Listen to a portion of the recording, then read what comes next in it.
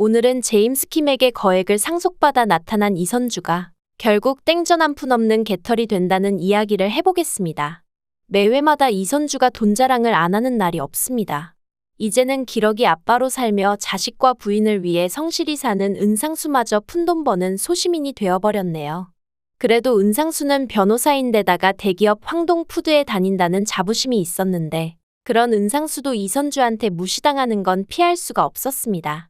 이선주의 이런 행동들은 전형적인 졸부의 모습이죠. 가족들을 버린 이선주에게 남은 것은 돈밖에 없습니다.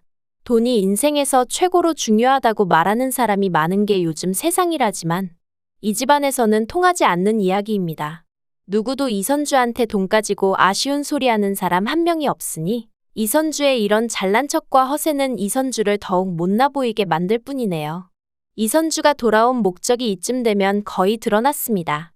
자기 목숨 중요하니까 결국 버렸던 가족들을 다시 찾은 것이죠.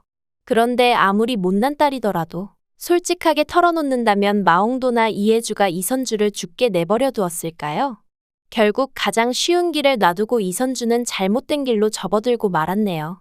이선주는 아무것도 모르는 자신의 딸을 병원으로 데려갔습니다. 그것도 건강검진을 해야 한다며 애를 속이고 잔디한테 골수를 뺏어가려고 피검사를 하다니 이쯤 되면 이선주는 정말 소시오패스가 아닌가 하는 생각이 슬슬 들어옵니다. 아무리 자기만 아는 사람이라도 그렇지 딸한테 이런 짓을 하는 천하의 못된 엄마가 존재하네요. 이선주가 잔디의 골수를 몰래 빼가려고 했던 오늘의 일은 나중에 결정적으로 잔디가 금강산과 이선주 중에 누구를 선택할지에 큰 영향을 끼칠 것 같습니다. 그런데 역시나 가족들도 마찬가지로 이선주의 행동에 수상함을 느끼고 있는 중인데요. 이해주가 언니가 미국에서 10년 동안 혼자 살 리가 없었을 거라는 의심을 품었을 때 심지어 이선주의 엄마인 마홍도마저 이선주 편을 들지 않았습니다. 오늘도 금선달이 이선주한테 톡 까놓고 말해보라며 남자 없이 10년 동안 독수공방으로 살 리가 없다는 말로 이선주에게 미국에서 어떻게 살아온 것인지 털어놓으라고 했던 장면이 있었죠. 이선주는 대답하지 않고 곧바로 자리를 피해버렸습니다. 뒤에서 음침하게 딸의 골수를 빼가려던 이선주의 행동은 조만간 꼬리를 잡히게 될 것 같습니다. 금강산이 두 눈 시퍼렇게 뜨고 있는데 잔디의 골수를 어떻게 몰래 빼갈 수가 있겠어요. 결국 이선주는 가족들에게 이식을 받기 위하여 미국에서 10년 동안 어떻게 살아왔는지 모든 걸 털어놓게 될 것 같은데요. 보통 유산상속이라고 하면 부모나 배우자에게서 받는 것이 일반적입니다. 애까지 낳은 다 큰 성인 이선주가 미국 가서 입양되었을 리도 없고 결국엔 남은 것은 배우자뿐입니다. 이선주는 제임스 킴이라는 미국인과 결혼한 것인데요.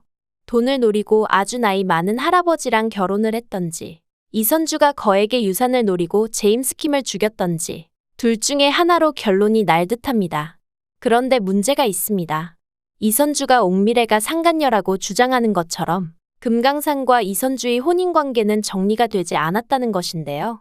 이런 상황에서 이선주가 미국 남편한테 돈을 상속받는 것 자체가 문제가 되기 때문에 이선주의 유산 상속은 무효가 될 수도 있겠네요. 결국 이선주는 금강산과 돈 중에서 선택을 해야 하는 순간을 마주하게 될 것 같습니다. 그리고 당연하게도 이선주의 선택은 금강산이 아닌 돈일 거라고 예상이 되는데요. 예전에도 돈 없다고 금강산을 버렸는데 이제 와서 뭐가 다를까요? 결국 이선주는 금강산과 이혼을 해주는 조건으로 가족들에게 이식 수술을 받게 될 듯합니다. 엄마한테 휘둘리고 있는 잔디가 받을 충격도 이만저만이 아니겠네요. 옥미래에게 아빠와 헤어져 달라고 부탁까지 했는데 하지만 옥미래는 잔디의 이런 못난 행동들까지도 넓은 마음으로 이해해줄 사람입니다. 자신도 입양하였으니 잔디에게 친부모가 가지는 의미를 잘 알고 있겠죠. 이 과정에서 조만간 잔디의 친아빠가 금강산이 아니라는 사실도 가족들에게 공개가 될 텐데요. 잔디가 친엄마가 자신을 버리고 갔는데도 불구하고 자신을 친딸처럼 키워준 금강산의 마음을 이해하게 되면서 잔디의 길었던 사춘기도 이제 막을 내리겠네요.